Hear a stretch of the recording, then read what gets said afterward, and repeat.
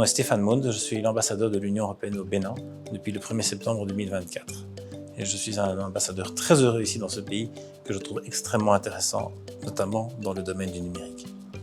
Que le pays continue de progresser dans ce domaine, car je suis absolument convaincu que le numérique est un facteur de progrès, en particulier, comme je l'ai dit, c'est ce qui permet d'améliorer l'efficacité de l'État, c'est ce qui permet à la population de pouvoir accéder à des services en étant éventuellement loin des grandes villes, et aussi donc une administration plus rapide, plus efficace, et la lutte contre la corruption.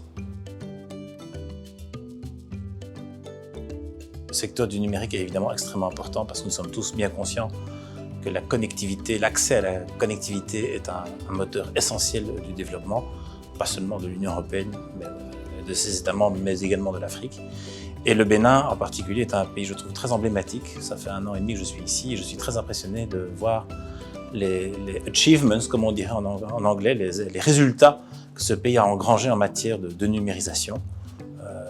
Aujourd'hui, vous voulez venir comme touriste au Bénin, vous remplissez votre demande de visa sur Internet et puis vous avez votre visa en environ 15 minutes. C'est extraordinaire. La plupart des documents, énormément de documents administratifs du Bénin se font aujourd'hui de manière numérisée, ce qui permet également aussi, c'est un autre aspect important, c'est de la lutte contre la corruption. À partir du moment où vous numérisez les services, vous diminuez les risques de corruption et en plus de ça, vous permettez à des populations qui éventuellement n'ont pas accès à des services physiques, des banques par exemple, de pouvoir effectuer leurs transactions, effectuer les opérations grâce.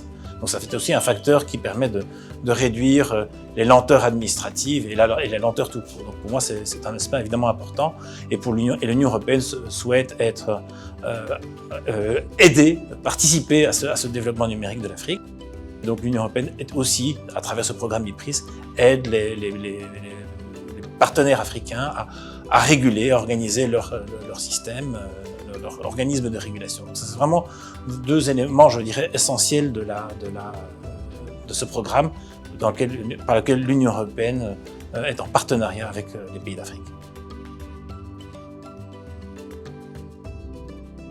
l'IPRIS, ce n'est pas uniquement envoyer des experts, mais c'est en fait aussi, d'une certaine manière, organiser des tables rondes, organiser des espaces de rencontre entre les ministères des TIC, ICT comme on dit en anglais, et donc les régulateurs, les ministères des TIC, la société civile, voilà, les différents partenaires économiques. Et en fait, l'idée, c'est de pouvoir, les fertilisations croisées, cross-fertilization, c'est de faire en sorte que ces acteurs puissent échanger.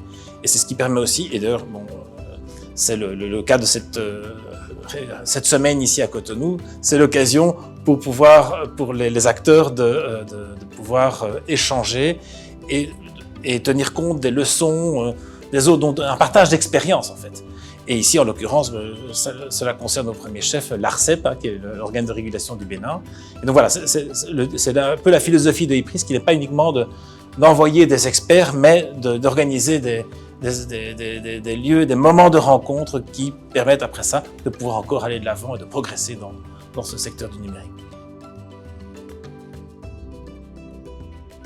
Alors, l'Union européenne est évidemment très soucieuse de pouvoir participer comme acteur à l'élargissement de la numérisation. Donc pouvoir faire en sorte que cette numérisation soit inclusive, qu'elle puisse bénéficier à l'ensemble des citoyens béninois. Et donc elle a un rôle important dans le soutien à l'ARCEP, notamment au niveau de la régulation, mais aussi permettre, voilà, de faire en sorte, en fait ce qui est important, c'est que également diminuer le coût de l'Internet.